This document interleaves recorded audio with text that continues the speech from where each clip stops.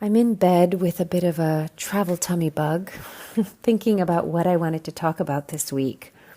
And the two things that came in were you're not your identity, nor the beliefs or the stories that you've created about who you think you are. This is kind of a really big one.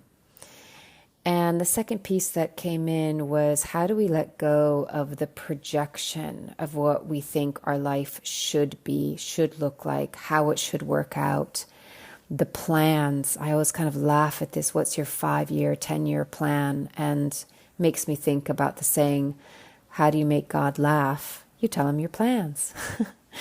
And I think we're in a time right now where more and more we're being asked and invited to come into the present moment.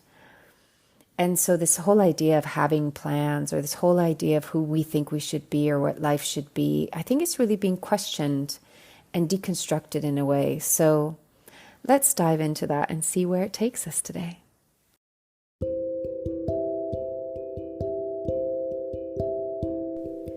This is Corinne Bloom, and you're listening to Raw Conversations.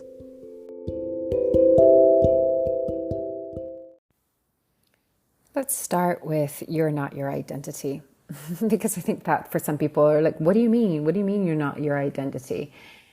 It's a little bit about what I was talking about, what I've talked about before, but last week around this, we are kind of this merging between our soul self and our human self. But our human self can even really create this identity which is based a lot of the times unconsciously on our beliefs and the stories that we've made about our lives and what's happened to us and how we interpret it. I mean, it's all very subjective, right? And I see this very clearly when I work with individuals because it's easier to see things from the outside in. I also see this a lot as a mother where I can already see the stories that my daughter is making where I'm like, but that's actually not what's going on. That's how you're interpreting it. And the way you're interpreting it is actually causing this unnecessary suffering. So it's really fascinating for me to kind of, I work so much with the inner child, but it's really fascinating to see that play out in real time with a child. I'm like, wow, that's how it begins. That she has her own set of beliefs. And here's the thing, this is the brutal truth of being a parent, is you can't protect your child from life. We all have our wounding. We all have our, things in life that are tough. And as I've shared before, that I think the wounding is part of the arc of life and part of the arc of being human. We come in completely connected to source and remembering all of these things. And then we learn to forget, and we learn how to be human, and we kind of really we come down into our human selves, oftentimes through wounding, through the emotionality of life, through sometimes pain and suffering or confusion, and we feel the separation, right? We come in feeling the oneness, and then we grow into, not grow into, that's the wrong word. We kind of learn, we fall into the trap of the illusion of separation. The interesting thing is I think what we're going through as a human collective right now is actually remembering our true innate essence and being, and that we actually are one. And Joe Dispenza was talking about how he's heard for a long time now that there is this evolution in consciousness, but he really sees it as a collective thing. It's not about just the individual. Of course, the individual is also raising its consciousness, and we're growing and evolving. But he used this really interesting, not even analogy. He said he was really interested in emergence. So I think it's called emergence, where you see like a murmuration, right? The flock of birds that move as one, or like a pool of fish that move as one. And there's no hierarchy. There's no leader. It's like they're so tuned into one another that they become an organism, all together. The combination of all creates one.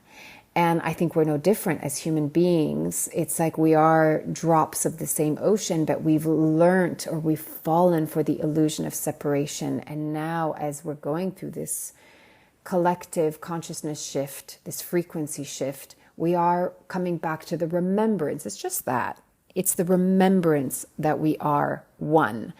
but that we are each a drop of the ocean. And so we matter as a unique individual and as a unique expression of consciousness, as the soul that we are. But it actually only matters as much as we can also now see that we are part of the whole. We are all cut from the same cloth. And I think more and more we're moving into that, where we're dropping into heart more. And that, to me, if someone were to ask me, well, what is the ascension? What does that mean? We think of ascension as something that brings us up, right? And in a way you can say it is bringing us up because it's bringing us into a higher frequency. However, I think the route there, the path there, is actually dropping down and in. So down from the head into the heart. Because that's really the portal. You know, the heart, even scientifically, has been proven, has a huge magnetic field, much stronger than the brain. And I think as we're feeling this shift in consciousness and frequency, one of the things that you can recognize is that people are dropping into their hearts more, and they're feeling more. Feeling, I think, is a huge portal. We've spent so many decades, if not centuries, God knows how long, of denying our feelings, of circumventing our feelings. And, you know, I like to talk about emotions and feelings because I think they're powerful and I think they're here for a reason. So if you've been numbing or distracting, you just won't be allowed to do that anymore. That's what happens as the consciousness shifts. It's like, no, you're going to look at this, you're going to feel it. You're going to move through it. You're going to drop into your heart more. You're going to open your heart more. And maybe it feels a little bit uncomfortable and painful and foreign. But it's going to open you up and it's going to liberate you. And it's going to bring in the love that we are all seeking, because we are love, right? It's just coming back home. Like I said, it's all a remembrance. It's nothing new. It's a remembering of what we've forgotten and what we've been kept far away from through all the distraction and the fear and the just overthinking of things. So I think this is a huge part of the journey. Like, heart cannot be kept out of it. That is the core, that is the guide. So how does this tie into identity? Our identity that we have with our human self, with our ego self, is most of the time based on illusion. We can also have an identity of our soul essence, the knowing of that. When you've done this work for long enough and you've really listened and tuned in and connected to yourself, and you get the essence of who you are, not just your personality, which is very easily influenced by what's happened in our lives, that what continues to happen in our lives, our environment, our relationships, our pains, our sufferings, our challenges, our fears, our insecurities, all of that. But the canvas, right? The essence of who we are is the canvas behind the painting. But I wouldn't call that so much an identity as just a knowing, a gnosis of who we are. And when I say who we are, I mean really who we truly, truly, truly are. And again, this is the remembrance of who we truly are, not that we're just the personality, that we're just the human. And actually, we're so much more powerful and so much more, in a way, big than we've really known ourselves to be. So let's talk about the identity, though, because this is a huge point of awakening, realization, but mainly liberation, because we can be very fixed on the identity, because in a way it makes us feel safe. As you've heard me say a million times, we are much more comfortable with the known and the familiar, even if it doesn't serve us, than we are with the unknown. And actually, I just listened to a talk with Joe Dispenza. That's why I'm quoting him. He said something that I thought was really great. He'll go, people say, this feels right. He had his hand on his heart. He's like, this feels really right. And he's like, no, most of the time it just feels familiar. Familiar isn't always right or good for us. It's just familiar. And so that's what we grasp towards. Like, this feels safe because I know it. And this is why, in an extreme version of that, people stay with abuse because it's familiar. And maybe it's familiar because of their childhood patterning. And so they learned, that's what love is. They don't even see it as abuse because they learned that this is what love is. And it reminds me actually of a relationship I had in my late 20s. And I'm not naturally an argumentative person. I tend to like peace. I can be fiery if I need to be. I can be. I definitely have that side, and can have a strong voice. But my my natural inclination, which I think would be most of ours, especially when we're trying to be as self-aware and conscientious as possible, is to be in peace. And I remember I was with a boyfriend where we'd end up arguing a lot. And I remember at one point we were outside and across the driveway from each other, having this very passionate argument. And I just was like, what is this? And he's yelling at me across the driveway going, this is love. And I said, no, it's not. This isn't love. But he grew up in a Russian household where the one that gets hurt is the one that screams the loudest. And that love from his mother especially was passionate and dramatic and loud and shouty. And so, again, our identity, our beliefs, our stories, they're learnt. A lot of what we're experiencing as the personality that we are is learnt behavior. Now, if you're connected to your soul, and let's say you've had a spiritual path, or let me say, spiritual is a little bit tainted these days. So let's say a conscious path. You've been in an environment where there is consciousness, there is the practice of self-awareness. Then you can actually have the observer that's watching the personality be influenced by these things, but there's still a knowing, that gnosis of who you truly are. For some, they haven't had that at all, and maybe you're meeting that now in your late 40s and 50s. I worked with a client that was in her 70s, just tuning into this, being like, man, why didn't I learn this 40 years ago? And I said, well, better late than never. We can always awaken to ourselves at any point, because actually there is no time and space when it comes to consciousness and our true being, our soul. Time feels linear here, right?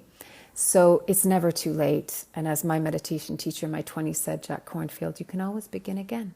You can always begin again. Every day is a new day. Every moment is a new moment. But again, we get attached. Oh, but I've been living in this belief system, and it's so much work to change it now. Yeah, but we always have a choice. We always have a choice to begin again. We always have a choice to say, you know what, I'm going to let go of that patterning. I'm going to let go of that story. It's not serving me. I'm going to let go of those beliefs. They're not serving me. Is it easier said than done? Absolutely. Is it possible? Absolutely. So I think we have a great amount of free will, but the hard thing is coming out of a very strong pattern that we might have been habituated to for decades. So it doesn't come without effort, but it's absolutely possible. We just have to be willing. So much of life is, are we willing? And I think when it comes to partnership, one of the things that I deeply value is like, we're not going to have all of our boxes ticked, right? No human is perfect. We're all kind of I don't want to say work in process, because work in progress, because that makes it sound like we're a project. We're not, but we're constantly growing. There's constant opportunity for growth and for learning. And that even doesn't have to be so serious. It's like, oh yeah, what can I learn out of this situation? What can I learn out of this experience? How can I allow it to grow? Because that's what the soul is interested in. It's interested in exploring more about itself in this human form. And it's okay with making mistakes, because it's interested and curious about learning and growing. The ego, on the other hand, does not like making mistakes. It's very stubborn. It doesn't always like growth. And so here we are in this kind of, again, this dance between our higher self and our human self. So the identity, we can be very stubborn holding on to it. This is who I am. And I'm never going to I hear a lot of clients say that. I'm not going to change. I want to change, but I'm not going to change. Well, that's a choice. And like I said, sometimes it's really hard to get over the habit. But if we were to say, I'm not going to change, well, then yeah, you're not going to change, because it's a choice. It makes me think of Jerry Seinfeld in a Seinfeld episode that I think he was talking something about relationship, getting out of relationship, that, it's like pushing over a Coke machine. You can't just do it in one like rip of a Band-Aid. It takes a while to push over. Sometimes we want the rip of the Band-Aid, right? But I think there's always a process in life. And I was listening to this man that I follow. He was a Buddhist monk. I follow his Instagram account, and he was saying, everyone wants things to be done so quickly. And, the process of doing the inner work is a process. It can take time. It doesn't need to be like the old therapy model, in my opinion, that needs to be an over-analysis and just dragging on for decades. I also don't believe that to be true. I think there's a divine timing or a necessary timing. Never mind if it's divine or not, a necessary timing of being gentle and patient with ourselves. So if we're wanting to deconstruct essentially an identity that we're attached to because that feels familiar and therefore safe, it might take a little while to deconstruct it. It might take a little while to uncondition the conditioning and let go of the habit. If you go on a sugar diet, you're going to go through withdrawal. You're going to want the sugar. Or if you go through a caffeine, taking a break from caffeine, you might go through withdrawal because your body's used to it. It's no different with an identity. But the thing that we need to know at the core of it is you are not your identity. You are not the stories and the belief systems that you've made to give you the structure of who you are. So a lot of this is an unwinding, an unfurling, a peeling back of the onion layers to really the core of who you are. And in my opinion, the fastest route there is drop into your heart. Feel your feelings. Be present with yourself.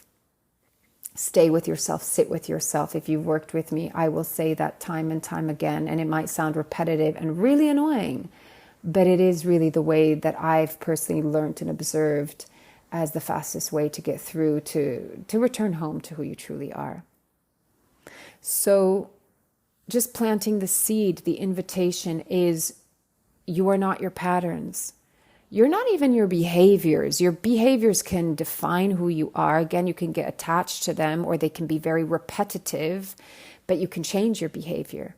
You can shift your beliefs. So all of those things are actually changeable. They just seem very fixed because of our attachment to them. Let go of the attachment, connect to the essence of who you are, and put in the work of persistence to let go of your patterning and your belief systems and your identification with them.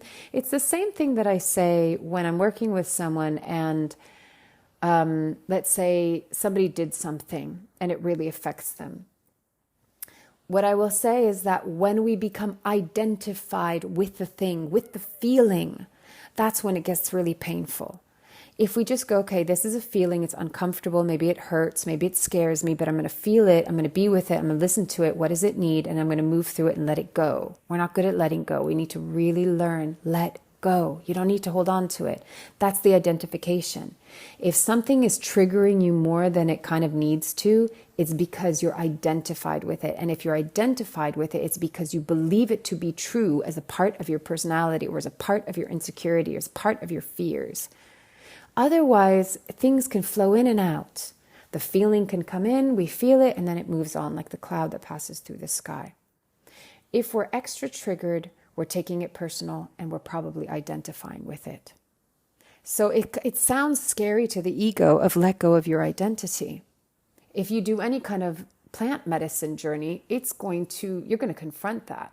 Like you're going to confront letting go of the identity and knowing that you're not just a singular unit. Yes, you're a unique soul, but actually, if you go through these journeys, you can be shown what consciousness looks like in all forms. You can be the plant. You can be in my experience, it was like I was part of the peacock feather. Like it was very detailed, or part of the little lines in the mushroom, or part of the root of the tree, or a layer between an odd, abstract angle.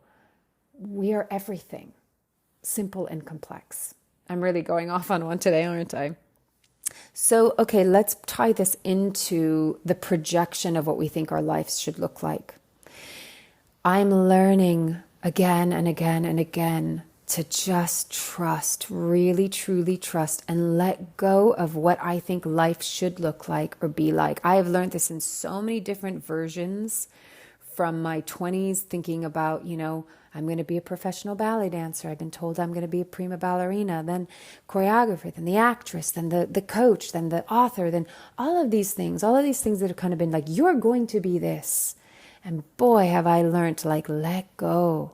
You don't have to actually become anything. This is just, it's about the experience. Is it what I thought it was going to be? No. But the richness inside of me has great value.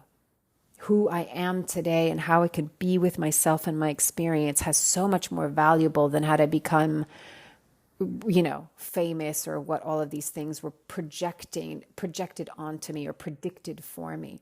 So I'm going to give you a smaller scale example of that is this trip that I've been going on. So originally I just kind of threw a date out. I flew to Mexico on December 31st and I kind of threw a date out of like, okay, I'll come back May 6th. And, I can ditch the whole winter and come back when it's spring. And then I've been here for like 5.5 weeks. I don't know, something like that. Maybe not even. And it feels like I've been here for months. And things are much more expensive than I thought they were going to be. And it's quite tiring to move around all the time. So I thought, okay, I'll pull it forward a little bit more and we'll come back. I'll just be gone for 2 months instead of 4 months.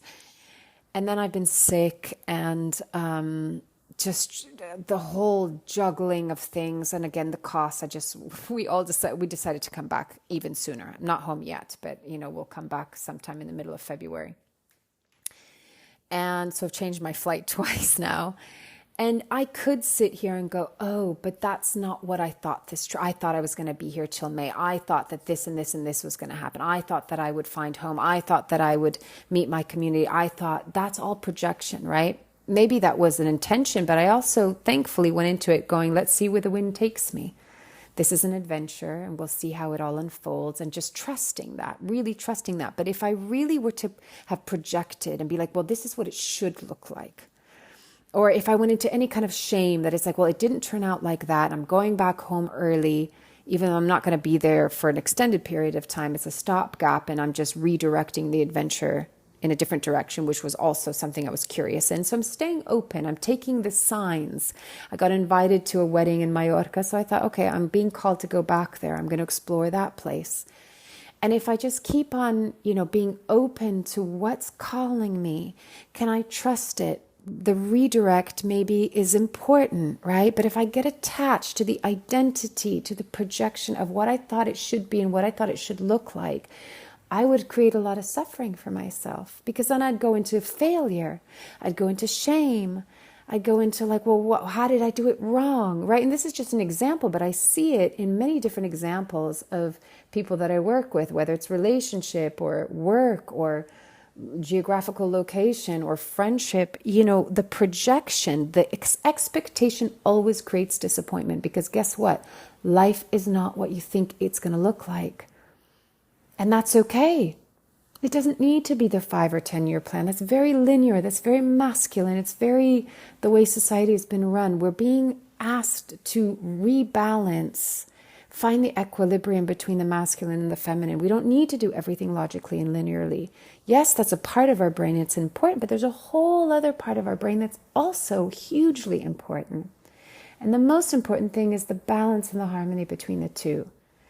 So we're learning, be in the present moment. We're learning what receptivity is like. We're learning what the unknown is like. The unknown is the feminine. The known is the masculine. We have tried to control and know every step for too long, and that gets tiring. Also, if we were in chaos and in the unknown all the time, that would be tiring as well. But again, what's the beautiful middle point? Where's the balance of the bird that can have both wings outstretched? So I've really had to learn, let go of any projection of what I thought this should look like and just be in the now. I've had an amazing adventure, sometimes really hard, sometimes beautiful and joyful and, pleasurable and exciting and sometimes scary. So, it's been all of it. Do I have any regrets? No. Am I upset that I'm cutting it short? No. Because I don't need to judge myself for it. I'm trusting. I'm profoundly trusting that it's not even just about trusting that life is guiding me, but actually listening in, tuning in. I'm tired. It's costing me too much. I kind of want to have some healthy food. I feel like I've gotten what I need to receive from here, and I can move on to the next thing. I can go rest for a little bit before I go on to the next thing. Here's the thing, there's no right or wrong. We get so caught up in, oh, I don't want to make a mistake. I don't want to make the wrong decision. And I hold my hand up. I have the hardest time booking flights because I'm like, oh, what if that's the wrong date? Or what if I want to, what if that's not the right decision? Or what?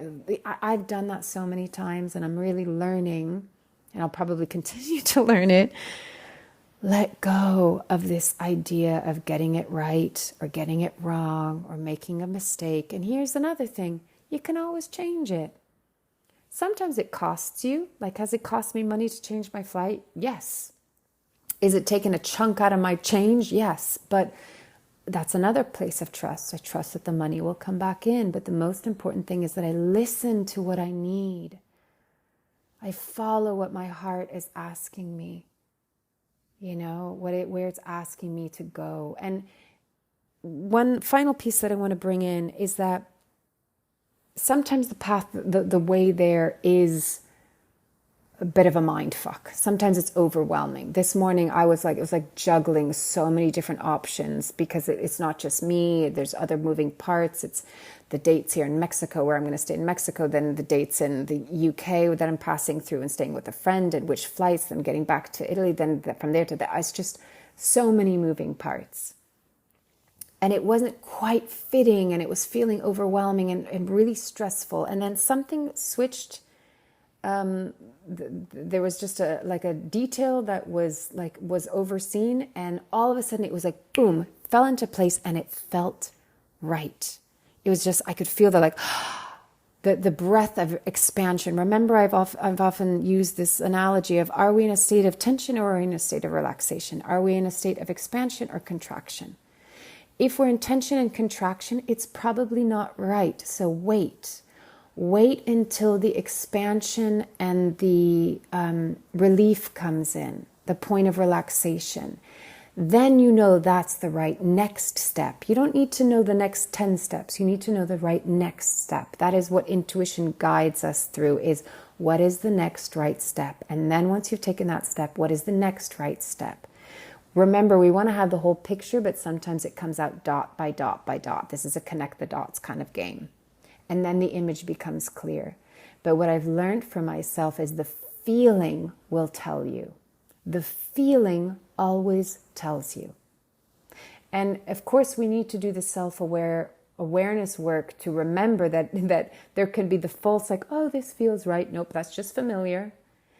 And then what the body does, when you're really listening to the body, not your ego or the personality or the belief systems or the stories, once you know what those are, you can catch them and go, I can call bullshit on that. I know where that's coming from. I know where that's motivated from. But the feeling should be one that is in the body. That is, normally the body is either good, neutral, or bad, right? So tense, neutral, expanded. And it doesn't lie. There's something that just feels very honest about it.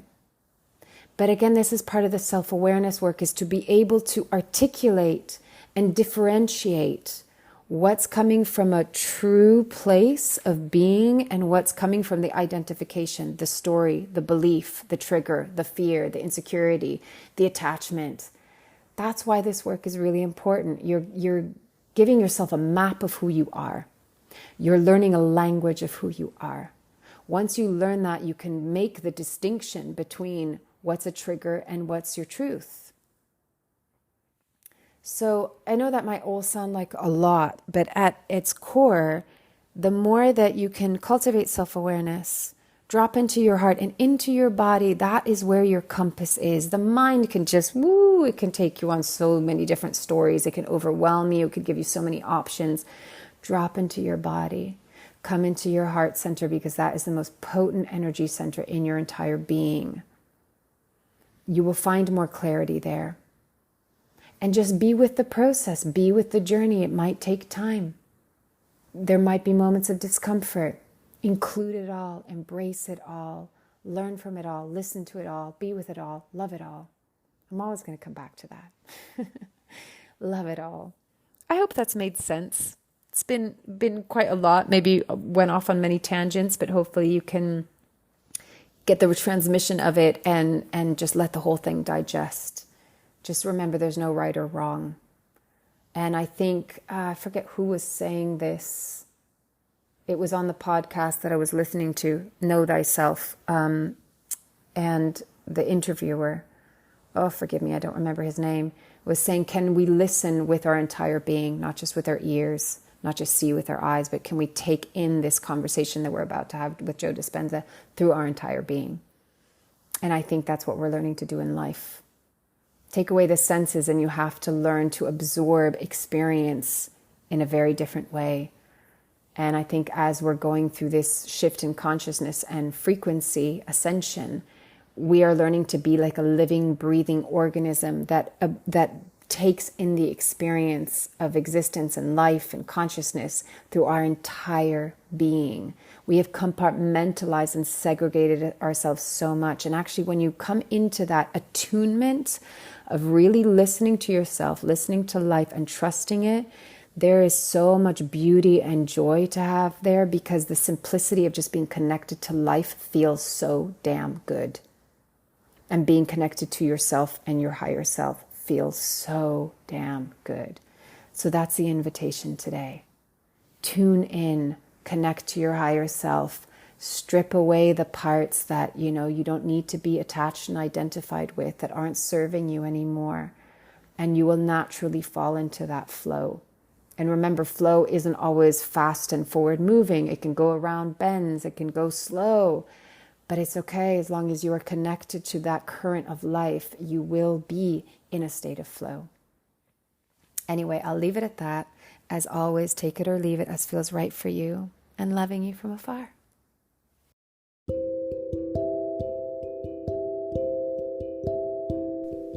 You've been listening to Raw Conversations with Corinne Bloom.